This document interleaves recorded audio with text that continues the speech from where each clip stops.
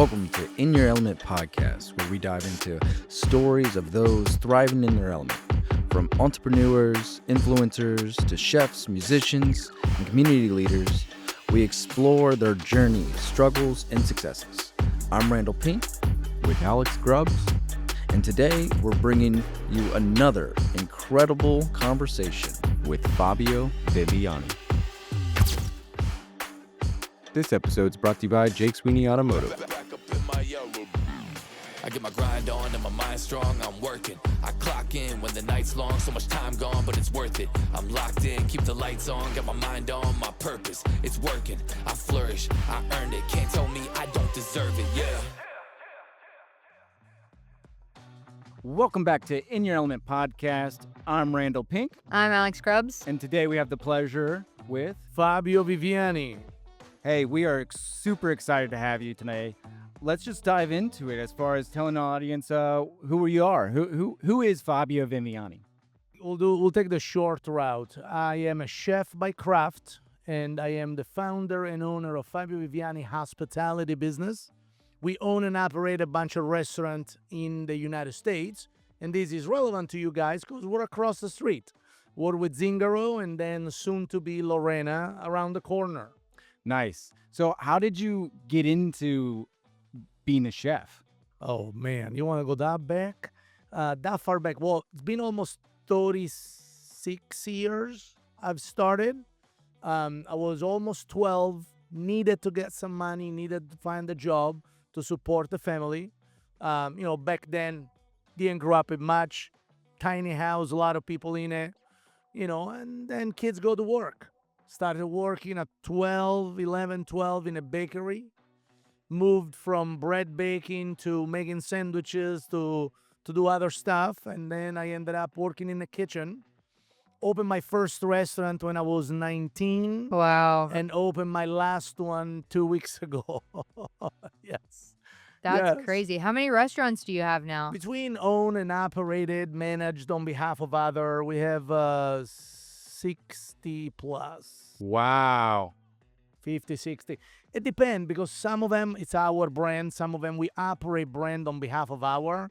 So technically, it's not our restaurant, but we still run it. So it's still in the middle, right? So it's hard for me to say one or two more or less. Yeah. Do you still have the one that you opened when you were 19? The restaurant is still there. I no longer own it, and I haven't owned it since shortly after I moved to the United States. I felt that my contribution to the Italian restaurant wasn't relevant anymore, and I gave the quote back to my friends that, they could use a little bit extra money. I was in a different country. So, yeah, but still very connected there. Every time I go in Italy, I can't pay for a meal. Yeah, Oh, yeah. That's amazing. That's nice. Yeah. So you're here full time then in the United States? I live outside of Chicago, 4.5 hours from here. I'm in Cincinnati very often. I'm here every other week almost. So question to me is why Cincinnati? So first of all, I have a hospitality business. I grow restaurant business. So whatever there is people that want to eat or drinks, I plant a flag on it. Cincinnati, I believe, is very underserved from a standpoint of restaurants. There is some amazing restaurants, local reality that I love, and those we have to support.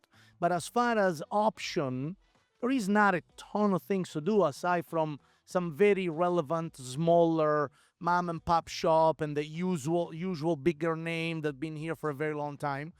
One of our partner owns the development right here, Met Pace, the hotels, Madison Square, and they wanted to bring true Italian hospitality, and it worked for us. Cincinnati was a market we were looking at already. Great people around here, by the way, some of the best crowd we have across the nation. So it's a very nice market. You guys are building, developing, cleaning up. A lot of people are moving in, a lot of family. Our restaurant welcome kids, family. All of it. I will say Cincinnati does come out, to support. Once they hear about something, everyone jumps on board and it's like a feeding frenzy.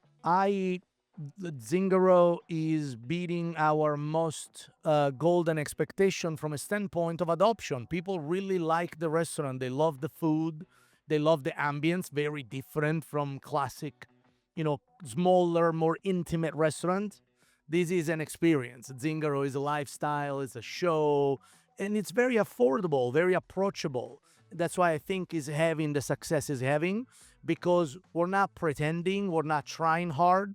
We just do what we do every day in Italy, and just people Yeah. enjoy it. It's authentic. It's authentic. It Yeah. doesn't feel forced. It doesn't feel like, even when you get the caprese table side, the salad made in front of you, the mozzarella, the pool, the cheese pool, that's not gimmicky for us. We're not trying to, that's how we eat the salad in Italy. That's how we do it here. We're not doing it for the show. Yes, it's a great show, but my mom does that 3 times a day when we make mozzarella at the house.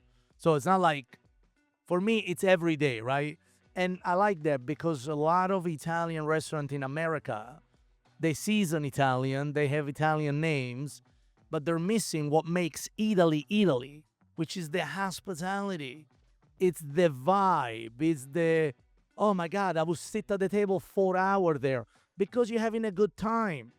In America, you eat, stuff your face, and you run away while you're still chewing. Over there, they don't even bring you anything else until you're done with what you got in front. That's why you're still there for 6 hours. I love that. 7-hour lunches, Of course, Zingaro is a lot faster than they. You don't have to have dinner for 5 hours. But that's awesome. I need to experience that, to be honest with you. I'll need to take the significant other. As soon as you get up, we're opening at 4. All right, Come all over right. there. Dinner on me tonight. Take us to maybe like a day in the life for you. Man, I can give you the Instagram version of it, like a day in the life of a busy chef.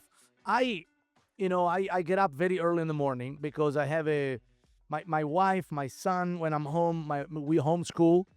Because with my travel schedule, many restaurants in many different states, sending the kids 5 days a week to the same place doesn't work at 8 o'clock every morning.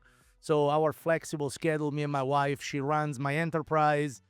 She runs the family business. She runs the household. She homeschooled the kid. So my day starts at 5:30. So I can get up in a couple of hours before everybody else is up. I can get a few things done. Then, in the morning, I get breakfast or I make breakfast for the family. Then they do their own things and I get into business mode, whether it's a meeting, a phone call, vendor relationship, a new restaurant deal, come up with a new brand, an executive meeting, flying to a different location. I'm always on the road. 200 days a year I travel. And I'm very fortunate because my job is hard, but it's easy because I have a lot of good, talented people. But it's also hard because you have a lot of them. And when you work with people, something always happen, So Do you still enjoy doing what you do? I enjoy it. I don't do enough of what I really enjoy. I used to be in the kitchen for 16 hours a day. Now when I'm in the kitchen for 12 hours, I cook for 3 different restaurants, coming up with idea. For me, this is good. I come here, I sit down this morning, get a nice cappuccino. I go back there and I cook all night. Shit, I love that. That's what I love to do. So if you come tonight, I'll cook. But then tomorrow or the next day, I gotta go somewhere else. And it's all day meetings. Is it necessary? Yes. Do I love it? No, I hate it. But, it makes me cook more. So it's a give and take, You said you cook breakfast for your family. A lot of Starbucks, to be honest with you. They enjoy that first sip, Yeah. Yeah. Yeah. Maybe this episode could be brought to you by Starbucks. Hey, I gotta be honest, I drink Starbucks every day, so I don't knock it. So you said that you guys homeschool your son and Yeah. you travel a lot. Do they come with you when you travel? Sometime, when you go to fun places, Vegas, New York, a pretty hotel, a Yeah. nice destination, of course, you can read poolside, the homeschooling stuff, When I go to other places, no, they don't come because I'm spending all day in airports and planes and eating whatever I find on the way or where I need to go, right? So now when I travel for that, do I want to be able to tender the family as well? When they're with me, I have to take care of them. I want to. When I travel by myself, it's like, who cares? I can sleep on a bench if I don't care. It makes it easier for me. I get done things faster. Right? Yeah. How old is your son? My son is 11 years old. He'll be 11 in in 2 months. Yeah. Does he like cooking like you? Does he want to follow in your I footsteps? mean, if your dad was a chef, would you be cooking much? You'll be eating more than you cook. Right. He's like, I don't want to. My wife can cook, but why would she? She's like, you're around. I'm not touching this thing. Yeah. Yeah, The I wouldn't expectations either. are up She's like, there. screw it. I Yeah. just keep the house clean. I raise a good human. I Yeah. help you with the business. I You run cook. her business. Don't ask me to cook, dude. That's a big no for me. Yeah, it's where she draws the line. Yeah, she's I'm like, not screw doing it. it. I'm not what? I'm not cooking. Yeah. You've had a lot of experiences, obviously, growing up and stuff like that. Was Yeah. that always the goal? Like, you No, start a man. business and then... No. The goal was surviving. I grew up with food stamp in a household with 6 people in 400 square feet. My mom got sick. I was 11. I had to find another job. I was 11, so nobody officially employ you in Italy because it's illegal. You're a child. Even in Italy, that they give you a beer when you're 14, and they don't care if you drive when you're 9. They still frown upon if you employ children in high demanding job like I was doing. But that's for daytime. Nighttime, nobody cares because everybody's sleeping. So I was working night shift.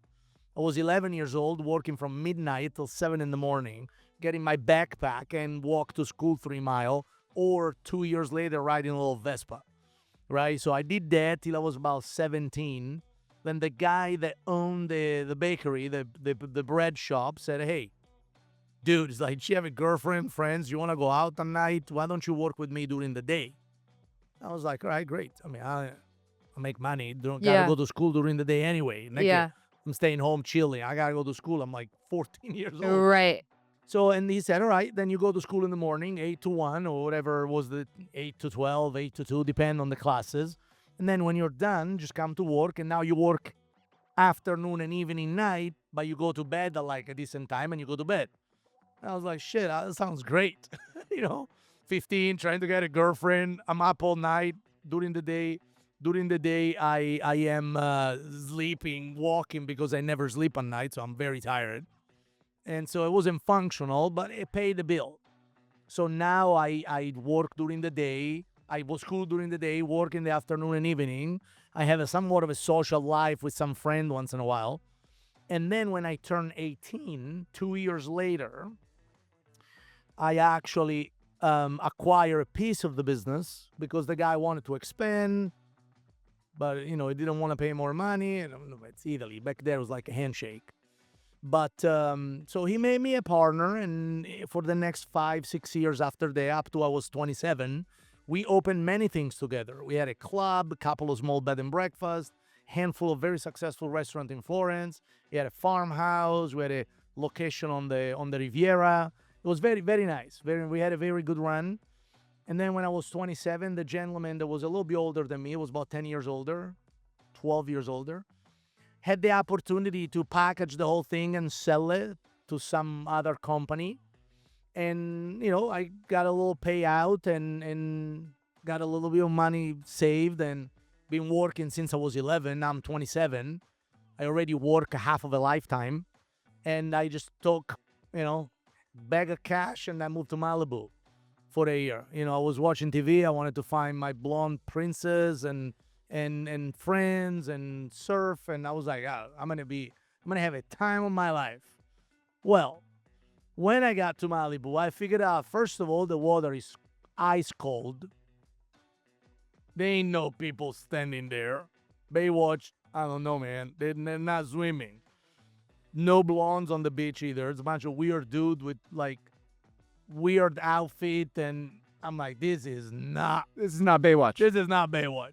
This is not what I was. So let's get back to work.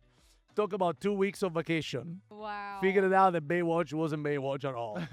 and Pamela Anderson, by the way, wasn't too far away. She lived a couple of miles down the road, and now I actually know her very well. Oh, wow. But It came full circle. Cool. Came full circle. Full circle She moment. used to live 2 blocks from my house in Westlake Village. But anyway, that's just a funny little things. But I kind of started consulting for Italian restaurant in Malibu, Ventura County, Westlake Village. And I ended up meeting a gentleman that needed support from an actual Italian guy. And, we started to work together, and then you ended up as business partner. We opened our first restaurant together. I moved to the United States in 2005, September.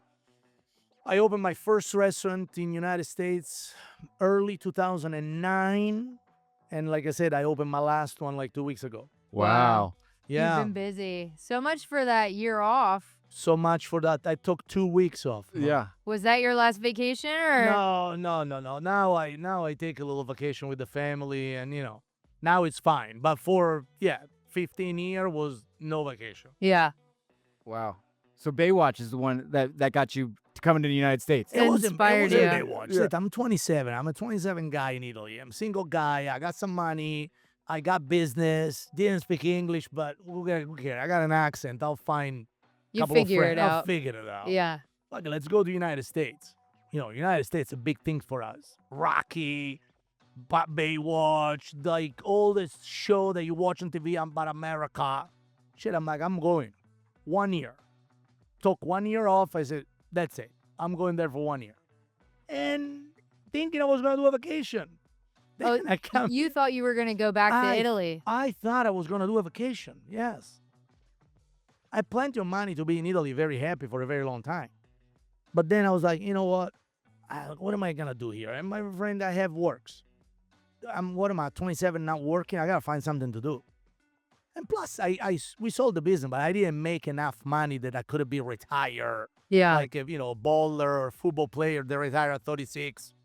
They open 3 things, they throw a couple of $100,000 at a company, and they live happy ever after. I didn't have enough money to do that. But I had money to take a break because I was going crazy. Take a year off, take a nice vacation, breathe. And that did not work, of course. Came to United States. 3 weeks in, I figured it out. Shit's not going to last because everything is way too expensive, and I can't afford not to do anything. I can afford if I want to sit on the beach all day, like not doing anything. But if I want to have a life, I need a job in America. And I found this guy we met. He needed help. I started to help him, and then the rest is history. It's crazy how things worked out where you had a plan to come in and then all of a sudden that shifts and you took on opportunities and now look at you. That's great. Still working, man. Yeah. Well, But you kind of like you it. kind of like I it. kind of found my Pamela Anderson, though. My wife is beautiful, blonde, tall. As worth it. She hates Malibu, by the way, but whatever. She's a Midwestern gal, She's That's She nice. likes the snow and cold instead of warm and sand. I don't know, but whatever. She's perfect. The reality TV aspect, like how did you get on to, you were on Top Chef? Yes, twice. How did you? Lost it twice. How did I got on it? Yeah. How did that come about? So my very first restaurant in America had an open kitchen. So I'm cooking, people sit in front of me, right? One of the guy with a girlfriend, fiance, was always coming to eat at the counter of my restaurant. They lived a few blocks away from the restaurant. Making friends. I didn't speak English, by the way, when I first moved. So my interaction with anyone, whether a girl or a friend or another person, was very minimal. I spoke French back then and German. French. German went gone out of the window in about a week and a half. I learned 3 Spanish words like hola, ¿cómo estás, amigos? And German just disappeared from my memory. French stuck around a little bit longer, but nobody speaks French in America unless you go to a cheese shop. So now what do? I got Spanish people speaking Spanish to me, can't understand the fucking thing. Everybody speaks English, also can understand the thing. So I struggled a little bit at the beginning. A little struggling here, a little struggling there. Learn English, kind of started this business, kind of got it going, met these people at the counter. They were speaking a little bit of Italian because the girl Italian dad. So we kind of got friendly. We were friends. They come there once a week. 6 months in, they say, we're going to get married. Can we hire the restaurant to do our reception? And I said, of course, I'm sure the owner will love it. Well, the owner didn't love it, wanted to charge him a bunch of money. So I said, you know what, fuck it. I said, you know what, I'll do it. If you guys do it on my day off, I'll come and cook. It's my food anyway. Wow. Yeah. So I cooked for them, took care of them. The guy was a producer of Top Chef. And he said, listen, you're funny. You can't speak English. We'll put subtitle on it. By the way, I was the only chef, the only one that got subtitle on Top Chef. The one person that in 27 seasons of the damn show and 2,000 people got subtitle. Wow, that's nice. That's pretty serious. That's pretty serious. You're that guy. You're I'm that guy. that guy. I don't know if it's a compliment, but whatever. We'll So anyway, take it. they invited me. They said, "Hey, season 1, Top Chef. We got an Emmy. You gotta be on it." I was like, "Yeah, you gotta be on it, bro. I don't even know what you're talking about. I can't understand you. I don't want no TV." And I turned it down. Season 2, season 3, season 4, and the guy's like, "You are a dumb mother." Because this is TV. These kids, they make money, dude. Go on TV. And I was like, guys, I got a restaurant. I said, I got employees. Back then, I had my first wife. Now, this is the final wife. I unlocked the final boss wife. I had to go through a couple of girlfriend and one ex-wife. But now the final boss is unlocked and he's not going anywhere. But anyway, after 2 years of them harassing me to get on the damn show, my current business partner, which is my head of culinary, said, "Yo, you're dumb. Go on TV. We got it here. We don't need you. You're in the way. We got this. Go on TV, look cute, win this thing, and do it. Well, let's get some exposure here." So I was like, screw it. I'm gonna do it. So I called my friend and said, "Hey," I said, "I'm gonna do it." And he was like, "Screw you. I'm not getting you now on it." I begged him for a week, and then he got me on it. And that was season 5. I didn't win the show. I went to the finale, though. I made it to the finale. One fan favorite. And then from that day, I started to get a bunch of stuff thrown at me. More TV, more this, more that, another restaurant. And I was like, all right, we got to build a business around it. Because I already had in Italy. I already had a big business there. So I knew how to build it. So now, really fast, I went from one restaurant to 50 people calling 7 times a week. So we got big, we got organized, we lost a few, we made a few, and now we're one of the fastest privately owned hospitality group in the United States. I'm not a big company. This business is 100% me and my people, bootstrapped from day one. Wow. Yeah. That's something that you're proud incredible. about. I'm very proud of. I'm proud of my team. I'm proud of what the things I've done. We got, now always been great because we lost plenty and we're still losing some time. But the overall things has been a very positive experience. It's a trajectory. It goes up and down, but as long as it goes always higher than the year prior, that's a good thing. Yeah, absolutely. So yeah. I gotta ask, do you have any advice for anybody that would be, whether it's a chef or a business owner or entrepreneur? I think advice are like clothing. What's good for you doesn't mean it fits me. All right? I tend not to give advice because when I give you an advice, I tell you what I would do based on my experience and what it's important for me. What I like to give people is perspective. Because if you give people an advice, they just tell them what would you do instead of them. But you're not them. If you give them a perspective, then you provide options. And if you provide option, usually you help the person to get unstuck. Make sense? Some people come to me or you for futile advice. They're not coming to me because they're pregnant and figured out how to raise a child, or they have a medical condition and they need a professional. They come to me for the stupid shit. I don't know how to do this.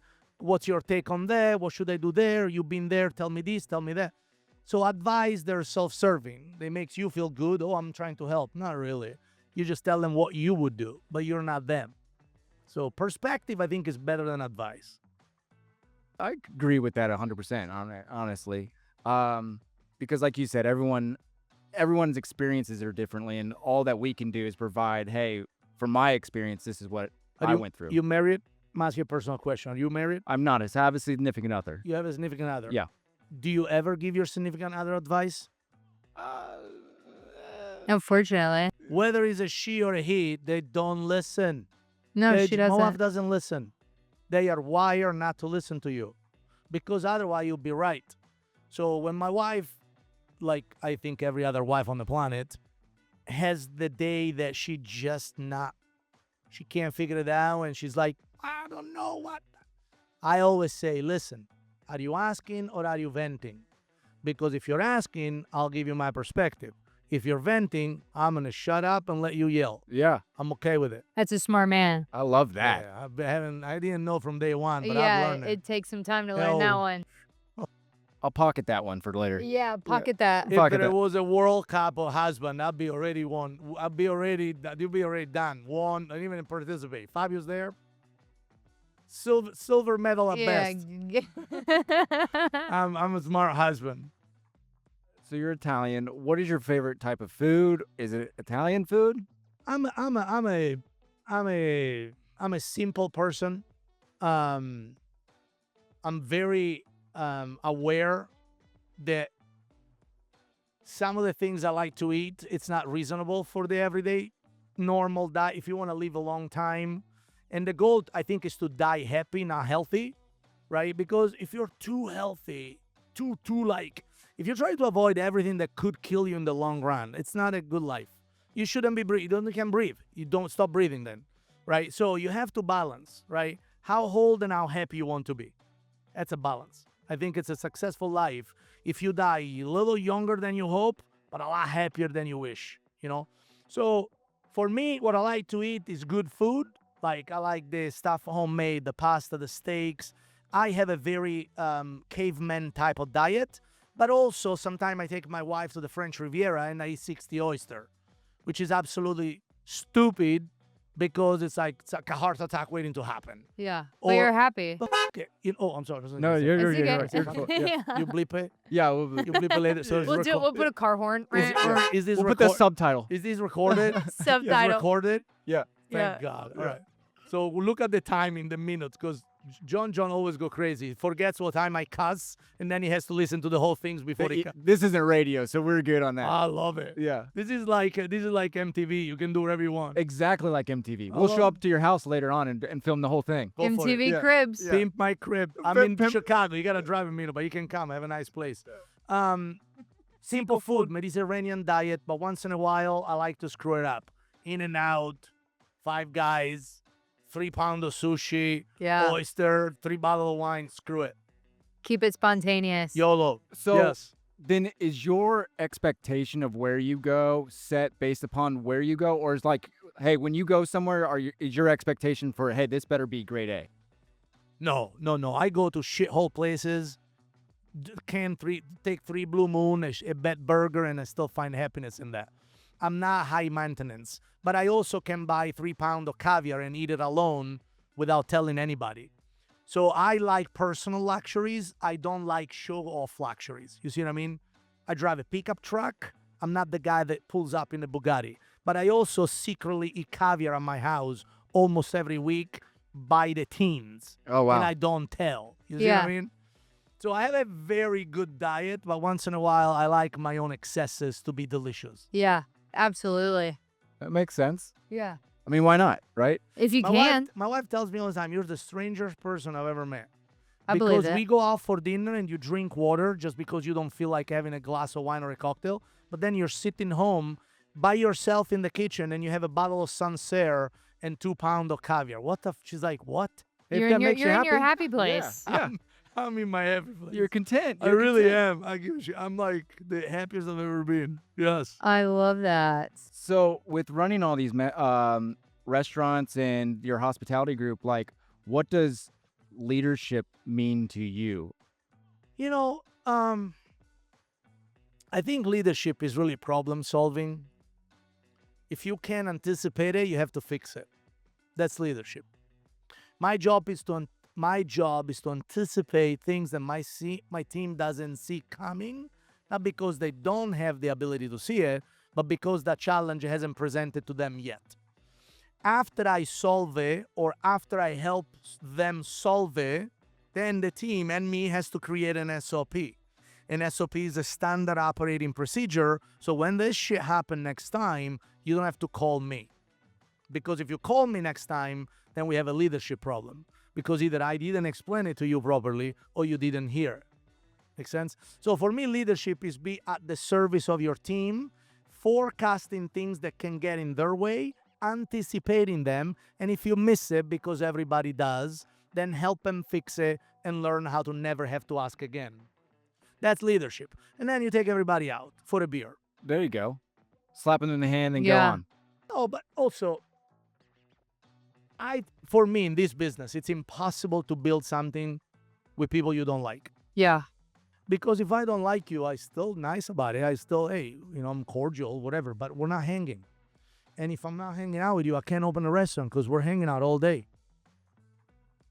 So the challenge in my business is to find people that you vibe with.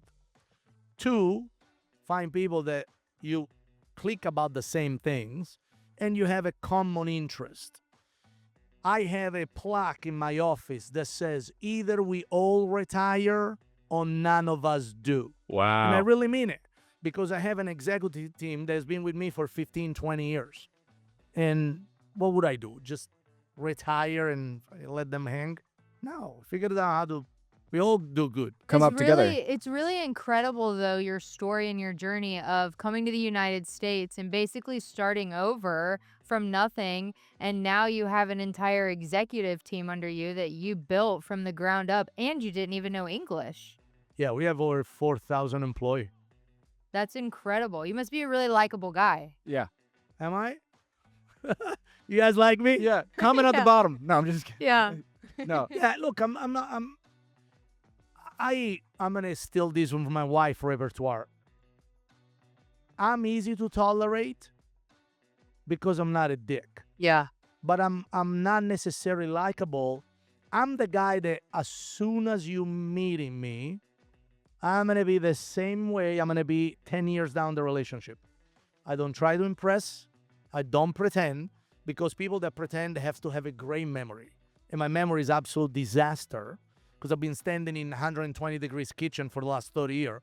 My brain is fried. I have like a goldfish in my head running in circle that is only good at doing the things I'm really good at it. See what I mean? Everything else is like a blur.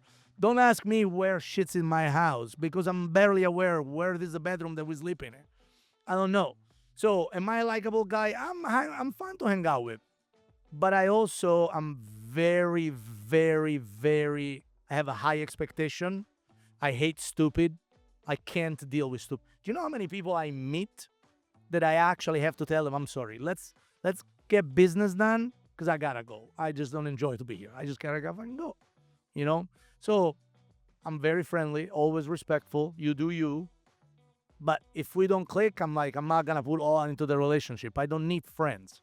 I don't need any more friends. I need people that I like to hang out with. I need great connection with great people. I help you there. We talk here. There is a mutual cordial relationship. But unless we vibe, we're not hanging out. So I'm a friendly guy, though. Yeah. I'm a very friendly guy. Well, you seem extremely authentic, and I think Yes. that helps, especially building relationships up front. Sometimes it helps. Sometimes it's like, okay, tell us how you feel about it, Yeah. Well, and if you don't vibe with that person, then you don't have Why? to waste any Yeah. time. I have an opinion. We can still be friendly and we can still be cordial and have a mutual advantage or understanding business-wise. We just don't have to hang. Yeah. And I think that the sooner you realize that, the sooner you gain back your life, your time. Absolutely. Because everybody's is too busy spending time trying to do things that please others people's opinion. Yeah. What? Yeah. Yeah. Why are you doing that? It's exhausting. Why are you posting that thing? Why are you saying, who are you trying to? That's not for you. We know that. We know. That kind of leads me to my next question is your social media platform. And so how do you go about creating ideas for your content, or like what is your goal for what you put out since you're so authentic as a human being? Yeah, that's a challenge for me because I only have compare to, I have been in this business for 37 years, 36, 37, I'm 47. I've been in this business for 36 years. The last 22 in the United States, the last 21 on social media. I have created more content and activation than majority of the chef in America, literally. The problem I've always had is that I'm also very authentic. I say things that sometimes people go like, why did you say that? Because everybody think of it, but I'm the one that says it. Because again, I don't give a shit, right? So now what that creates is it's a bit polarizing, right? If you look at my Instagram, I got 300,000 people following me. I should really have 3 million for the type of content and output I do. I do quality stuff. And it should be 3 million. The reason why it's not is because on the average year, I gain 1 million and I lose 900,000. You see what I mean? Because at one point, I'm going to say something that is going to upset somebody. In a funny way, in a creative way. I just don't play too many politics. But if you talk about business, authenticity, enthusiasm, straightforward shooter, never a concern that is going to screw with somebody under their back, that's me. If you want the vanilla guy that say always the right things, that always please everybody, never an opinion, that's not, I can't. It takes too much time for me I can't do it. Yeah. I It's can't. fake. It's because, fake. yeah, pretending like you said is exhausting. And then you got to remember They gotta stuff. remember. Liars Yeah. have great memories, guys. Good liars have great memories. I have a terrible memory. Terrible. Yeah. So how do you handle the hate whenever it comes? From who's coming, though? From John 079. Yeah. Who are these people? What? Yeah. Like, They're just irrelevant. Yeah. it's irrelevant. It's noises. Doesn't matter. It's like people that get bothered by an insect bite in a Caribbean vacation. Fuck, what the fuck? Why are you focusing on the red dot? You're in the fucking Caribbean. I love that. Like what? Because I feel like a lot of people get fixated on the hate for whatever reason, and then they Because they it's feel easier. it. Yeah. It's easier. It's easier to hate on something than to try to find happiness about it. How do you go about naming your restaurants? Oh, I love that. Shit, that's a good one. Because they're beautiful names. So, I think that everything starts selling food and opening restaurant, by the way. It's factually selling, right? If you want to sell, you have to provide a service.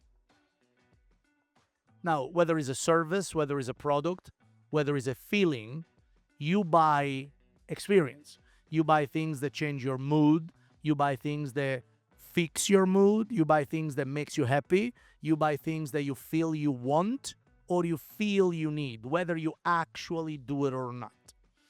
Opening a restaurant is no different than a hairdresser trying to sell you a blowout, a car dealership trying to sell you a car. We sell food. How do we sell food? By create memories and experience and by making you be like, oh, I gotta go there. So if you look at Zingaro, the name, we started with the concept, what we want to bring to Cincinnati. First of all, it's the first time you guys see me as a chef. You don't know my food. You don't know how I cook. You don't know if I can season my food or if I'm any good or not. I'm just another guy. And there is plenty of talent in Cincinnati. You don't have to believe me. You don't even have to give me a chance. But if you decided to do, it's got to be coherent, and I got to leave you with something when you go away. So how do we come up with the name Zingaro? Zingaro means gypsy. Gourmand, culinary traveler.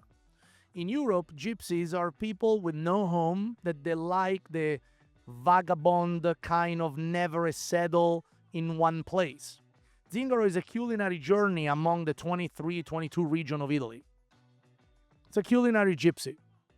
So you try the menu, you go from north to south. You experience the coastline. You experience the neighborhood of Tuscany where they make the fresh pasta by hand. We make it right there in front of everybody every day. It's in the middle of the restaurant. We fly seafood from the Mediterranean. We age steak in house. We do all the things that made my country the best place on earth to go for food. Period. End of the story. Because Italy is in the middle of everything. Mediterranean, Greece, Croatia, Africa, Europe, France, Spain, water, mountain. Italy got it all. Make sense? So now we created the journey. The journey has to have a name. Zingaro. Viaggio, traveler, travels. Cocktail journey throughout Europe. The best cocktail, the most famous drinks of all Europe and worldwide. We have Viaggio. You'll find a drink from Singapore that was made in 2000 in honor of this special thing. We replicate that and we feature it for a month and we tell you the story about it. We could have opened another restaurant that serves pizza or another restaurant that serves another vodka sauce, but we didn't feel like doing that. So when we choose the name, there is a story attached. If there is no story, then the name doesn't matter. I absolutely love that. I had no idea that that was a thing. And you really are selling the experience. By the way, I'm not upset if you didn't. Have you had dinner there? I have not. Shame on you. I got to do better marketing. We've been there for 4 months. You're literally across the street. Why didn't you go? It's literally, it's my time. It Yeah, has nothing to do Randy, with why didn't you go? It's my time. I barely take my significant other on a date. I fail at that 110%. Get Next 'em. time it's on dinner, it's on me. You come with your significant other. If you have one, no, I would love that. You come with yours. I'll give you my number before we leave. Text me and come and see what we do. We'll do. It's a lot easier to understand if you're actually there. Yeah. Well, when we go, we can take videos and pictures and stuff and put it in the podcast Yes. of you our can- experience. Of our you experience. can do whatever you want. We Yeah. can clink glasses. Yeah, there it is. One of our questions that we ask here Yeah. is, you know, chef, entrepreneurship, all that stuff's in your element. What is something that's out of your element? As far as Anything. It could be across the board. Something that is outside of your comfort zone. wow, that's a great question.